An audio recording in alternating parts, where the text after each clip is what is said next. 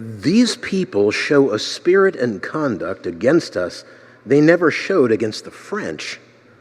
They are now spirited up by a rage and enthusiasm as great as ever people were possessed of, and you must proceed in earnest or give the business up. A small body acting in one spot will not avail.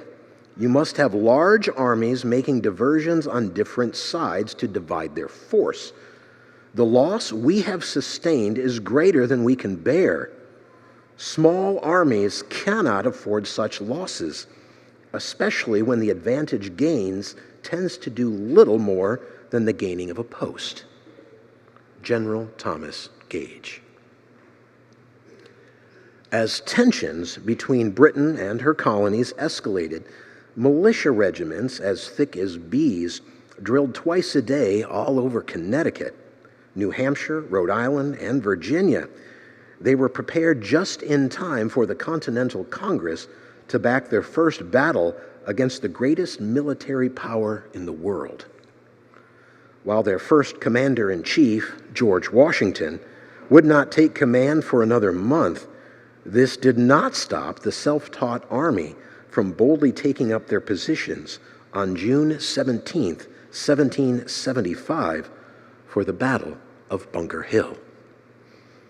In short measure, the British advances toward the American on Breed's Hill in order to swallow them up, but at the top they found quite a choky mouthful of rebels, holding their fire until they saw the whites of the British eyes.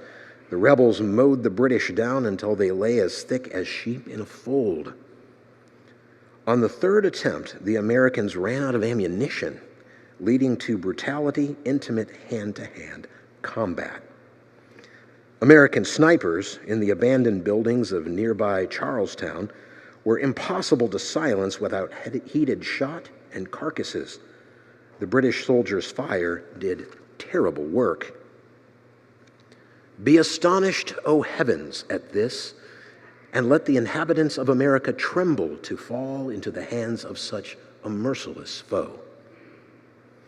What the British had called the gasconcade of little wicked American politicians and the scum and refuse of all the nations on earth had now become a band of brothers, galvanizing a lasting support for the American Revolutionary War, while leaving General Gage no alternative but to sail away, mourning America as a brother.